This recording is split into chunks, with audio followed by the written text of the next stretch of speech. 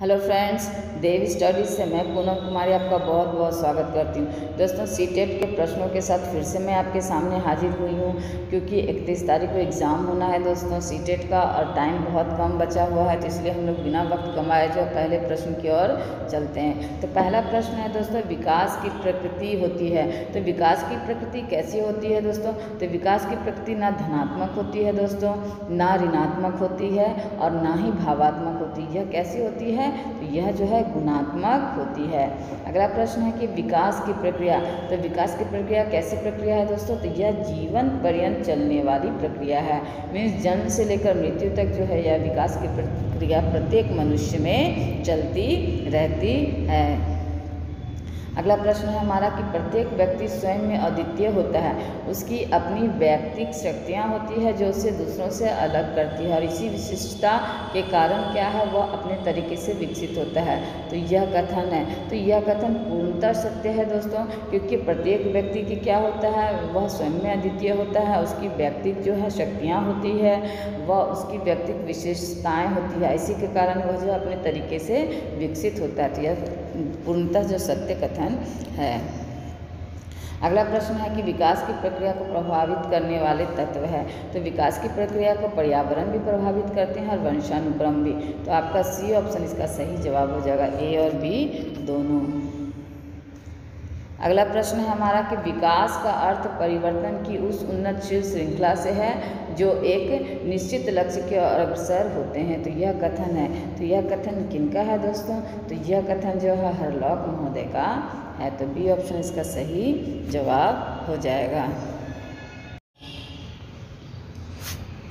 अगला प्रश्न हमारा कि विकास की प्रक्रिया परिचालित होती है। तो विकास की प्रक्रिया कैसे परिचालित होती है दोस्तों? तो परिपक्वता के द्वारा परिचालित होती है और पोषण के द्वारा जो है यह परिचालित होती है। तो सी ऑप्शन इसका सही जवाब हो जाएगा, ए और बी दोनों। अगला प्रश्न है हमारा कि बाल विकास को प्रभावित करने वाले कारक है। तो बाल विकास को प्रभावित करने वाले कारक कौन से हैं दोस्तों? तो आपके अंतःस्रावी ग्रंथियां बाल विकास को प्रभावित करती है। मानसिक योग्यता एवं यौन भिन्नता भी जो है बाल विकास को प्रभावित करते हैं। पोषण एवं वातावरण भी बाल विकास को प्रभावित करते हैं। तो इसका सही उत्तर हो जाएगा आपका उपरोक्त सभी, यानी डी ऑप्शन इसका सही जवाब हो जाएगा।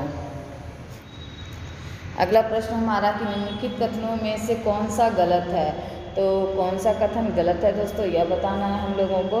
तो इसका ऑप्शन देखते हैं, लड़कियां शारीरिक रूप से लड़कों की अपेक्षा जल्दी विकसित होती है। बिल्कुल सही है दोस्तों, लड़कियां जो शारीरिक रूप से लड़कों की अपेक्षा क्या होती है, जल्दी विकसित होती है। लड़कियां अपेक्षाकृत शीघ्र परिपक्वता प्राप्त करती है। तो यह भी बिल्कुल सही है दोस्तों, लड़कियां जो है परिपक्वता जल्दी प्राप्त करती है। तीसरा है मानसिक रूप से लड़के लड़कियों की अपेक्षा पहले विकसित होते हैं। तो यह भी सही है दोस्तों। तो आपका यानी कि यह कोई भी कथन जो है गलत नहीं है, सब कथन क्या है, सही है। तो इनमें से कोई नहीं, यह आपका सही जवाब हो जाएगा। अगला प्रश्न है हमारा कि जो बालक संतुलित आहार लेते हैं उनका, तो जो बालक संतुलित आहार लेते हैं दोस्तों उनका शारीरिक और मानसिक दोनों विकास उचित ढंग से होता है, यानी वो शारीरिक रूप से भी और मानसिक रूप से भी विकसित होते हैं। अगला प्रश्न है हमारा कि संतुलित आहार में शामिल है। तो संतुलित आहार में क्या शामिल है दोस्तों? विटामिन और प्रोटीन भी शामिल है, कैल्शियम और कार्बोहाइड्रेट भी शामिल है, वसा भी शामिल है। तो उपरोक्त सभी हो जाएगा इसका आंसर। अगला प्रश्न है हमारा कि पारिवारिक वातावरण में जो कारक व्यक्ति के विकास को प्रभावित करते हैं वे है। तो पारिवारिक वातावरण में जो कारक व्यक्ति को प्रभावित करते हैं वो क्या है दोस्तों? तो घर में बच्चों की संख्या भी जो है आपका व्यक्ति के विकास को प्रभावित करते हैं, और शिक्षा का स्तर एवं शारीरिक संबंध भी जो है यह जो है व्यक्ति के विकास को जो है प्रभावित करते हैं। तो ए और बी दोनों इसका सही जवाब हो जाएगा। तो सी ऑप्शन इसका राइट आंसर होगा। अगला प्रश्न हमारा कि विद्यालय में यदि पक्षपात का वातावरण है तो विद्यालय में अगर पक्षपात का वातावरण है दोस्तों तो क्या होगा, इससे बालक का शैक्षिक विकास क्या होगा, अवरुद्ध हो जाएगा। तो ए ऑप्शन ही आपका सही जवाब हो जाएगा, आगे जाने की आवश्यकता ही नहीं है। अगला प्रश्न है विकास और समृद्धि दोनों एक दूसरे के क्या होते हैं दोस्तों? तो विकास और समृद्धि दोनों एक दूसरे से क्या होते हैं? भिन्न होते हैं। आपका सी आंसर हो जाएगा, सी ऑप्शन आपका सही जवाब हो जाएगा। अगला है कि निम्नलिखित में से कौन सा कथन सही है? तो कौन सा कथन सही है ये बताना है दोस्तों। तो आपका समृद्धि क्या है? जैविक परिवर्तन है, बिल्कुल सही है। समृद्धि की प्रवृत्ति परिमाणात्मक है, यह भी सही है दोस्तों। समृद्धि एक विशिष्ट अवस्था तक ही घटित होती है, तो यह भी सही है दोस्तों। तो उपरोक्त सभी, डी ऑप्शन इसका सही जवाब हो जाएगा। अगला प्रश्न है कि जोन्स ने विकास की प्रक्रिया को डैश चरणों में विभक्त किया है। तो जोन्स ने जो विकास की प्रक्रिया को 3 चरणों में विभक्त किया है। अगला प्रश्न है हमारा कि वह मनोवैज्ञानिक जिसने विकास प्रक्रिया को 5 चरणों में विभक्त किया है, तो वह वैज्ञानिक कौन है दोस्तों? तो हरलॉक साहब ने क्या किया है? विकास की प्रक्रिया को क्या किया? 5 वर्गों में विभक्त किया है। अगला जो प्रश्न है हमारा कि हरलॉक द्वारा विकास प्रक्रिया का किया गया वर्गीकरण कौन सा है? तो दोस्तों 5 जो वर्गीकरण किए हैं विकास प्रक्रिया का हरलॉक साहब ने, तो उसके बारे में पूछा जा रहा है। तो उसमें हो गया दोस्तों आपका गर्भावस्था, नवजात अवस्था, शैशवावस्था, बाल्यावस्था एवं किशोरावस्था। तो ये 5 अवस्थाएं जो है हरलॉक साहब के द्वारा विकास की दी गई है। अगला जो प्रश्न है विकास के मुख्यतः डैश पक्ष होते हैं। तो कितने पक्ष होते हैं दोस्तों? तो 6 पक्ष आपके होते हैं। तो आपका बी ऑप्शन सही जवाब हो जाएगा।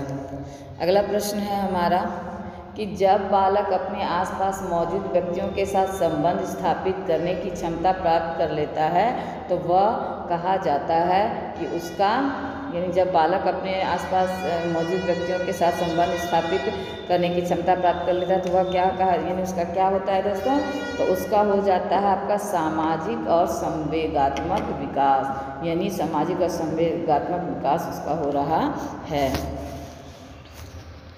अगला प्रश्न हमारा कि वे जैविक अभिलक्षण जो गुणसूत्रों के माध्यम से माता पिता से बच्चों में हस्तांतरित होते हैं, तो वो क्या होते हैं दोस्तों? आनुवांशिकता के अंतर्गत जो आते हैं, यानी जो भी गुण सूत्रों के माध्यम से माता पिता से बच्चों में हस्तांतरित होते हैं, तो वो क्या होता है? आनुवांशिकता के अंतर्गत जो है हस्तांतरित होते हैं।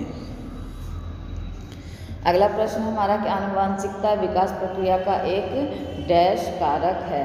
तो आनुवांशिकता जो विकास प्रक्रिया का एक आंतरिक कारण है, कारक है। बी ऑप्शन इसका सही जवाब हो जाएगा। अगला प्रश्न हमारा कि पोषण, शारीरिक क्रियाकलाप, विश्राम आदि पर्यावरण के कारक है। तो पर्यावरण के कारक कौन कौन से हैं दोस्तों? यानी ये जो पोषण है, शारीरिक क्रियाकलाप है, विश्राम, ये सब क्या है?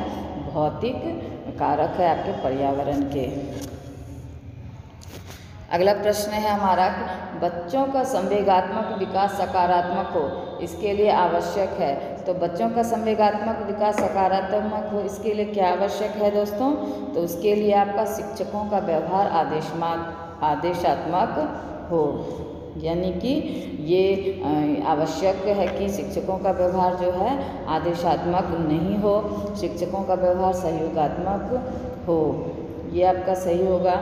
इसका शिक्षकों का व्यवहार आदेशात्मक उत्साहवर्धक हो, शिक्षकों का व्यवहार सहयोगात्मक और उत्साहवर्धक हो। तो सबसे उपयुक्त आंसर आपका डी हो जाएगा दोस्तों। यानी शिक्षकों का जो व्यवहार है क्या होना चाहिए? सहयोगात्मक भी होना चाहिए, उत्साहवर्धक भी होना चाहिए, तब जाके क्या होगा? यानी बच्चों का संवेगात्मक विकास का सकारात्मक रूप होगा। अगला प्रश्न है हमारा कि यदि बच्चों को अन्य बच्चों के साथ मिलते जुलते या खेलने नहीं दिया जाएगा, तो क्या होगा दोस्तों? उसका समाजीकरण सही ढंग से नहीं हो पाएगा। सी ऑप्शन इसका सही जवाब हो जाएगा। अगला प्रश्न हमारा कि नवजात शिशु के संबंध में कौन सा कथन गलत है। तो दोस्तों नवजात शिशु के संबंध में कौन सा कथन गलत है यह पूछा जा रहा है। तो ऑप्शन देखते हैं। एक, नवजात शिशु जितना अधिक सोता है उतना ही अधिक हष्ट-पुष्ट रहता है, बिल्कुल सही है। जब उसे भूख लगती है तो वह रोकर हमारा ध्यान आकृष्ट करता है, बिल्कुल सही है। उसमें अधिगम के लिए सहज क्षमता का अभाव रहता है, तो यह गलत हो जाएगा दोस्तों, क्योंकि बच्चा है जो जन्म से अधिगम की क्षमता रखता है। अगला प्रश्न है कि जब बच्चा लिखने, सीने जैसे सरल और लघु पेशीय क्रियाकलाप के लिए हाथों और उंगलियों के बीच तालमेल बिठाने लगता है तो इसका अभिप्राय है कि उसमें क्षमता विकसित हो गई है। तो इसमें कौन सी क्षमता विकसित हो गई है दोस्तों? तो उसमें जो है आपका परिग्रहिता की शक्ति जो है विकसित हो गई है। बाल विकास को पहले किस नाम से जाना जाता था? तो बाल विकास को पहले जो है बाल संवेग के नाम से जाना जाता था। तो डी ऑप्शन इसका सही जवाब हो जाएगा। अगला प्रश्न है कि बाल विकास के अंतर्गत बच्चों की मानसिक शक्ति, भाषा, बुद्धि, स्मृति, भावात्मक विकास आदि का अध्ययन किया जाता है, यह कथन है। तो यह कथन क्या है दोस्तों? स्वयं में क्या है यह कथन आपका? स्वयं में अपूर्ण है, यानी बी ऑप्शन इसका सही जवाब हो जाएगा।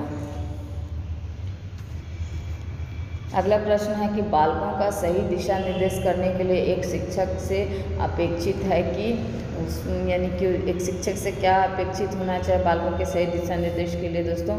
तो यह पूछा जा रहा है। तो इसका सही जवाब हो जाएगा कि उस बाल विकास का सैद्धांतिक ज्ञान हो, यानी उस शिक्षक को क्या हो? बाल विकास की सैद्धांतिक ज्ञान होनी चाहिए। अगला प्रश्न है हमारा कि बाल विकास के ज्ञान के आधार पर शिक्षा का स्वरूप, शिक्षण सिद्धांत, शिक्षण पद्धति, पाठ्यक्रम आदि का निर्धारण करना चाहिए।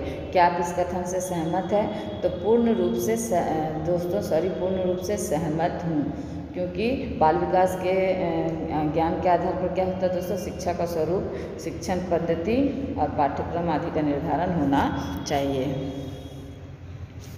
अगला प्रश्न है हमारा कि विकास के संबंध में कौन सा कथन अनुपयुक्त प्रतीत होता है? तो विकास के संबंध में कौन सा कथन अनुपयुक्त होता है दोस्तों? तो आपका विकास निश्चित प्रतिमान का अनुसरण करता है, बिल्कुल सही है दोस्तों। विकास के विभिन्न गुणों में सहसंबंध होता है, यह भी बिल्कुल सही है। विकास की प्रत्येक अवस्था की अपनी विशेषता होती है, यह भी सही है। तो उपरोक्त में से कोई नहीं, यानी चूंकि यह सभी सही ऑप्शन है तो इसका उत्तर हो जाएगा उपरोक्त में से कोई नहीं, यानी डी ऑप्शन इसका सही जवाब हो जाएगा। अगला प्रश्न है हमारा कि अंग्रेजी भाषा का शब्द हेरेडिटी वंशानुक्रम हेरिडिटास से निगमित हुआ है। हेरिडिटास किस भाषा का शब्द है दोस्तों? तो यह जो है लैटिन भाषा का शब्द है आपका। अगला प्रश्न है कि दो पीढ़ियों को जोड़ने वाली श्रृंखला को हम वंशानुक्रम कहते हैं, यह कथन है। तो यह कोटेशन कथन किनका है दोस्तों? तो यह जो है बेकन महोदय का कथन है। तो सी ऑप्शन आपका सही जवाब हो जाएगा। जीन क्या है दोस्तों? तो जीन जो है गुणसूत्रों में पाए जाने वाले छोटे छोटे रासायनिक अणु कहलाते हैं। तो ए ऑप्शन आपका सही जवाब हो जाएगा, इसलिए आगे जाने की आवश्यकता ही नहीं है। निम्नलिखित में से कौन सा कथन असत्य है?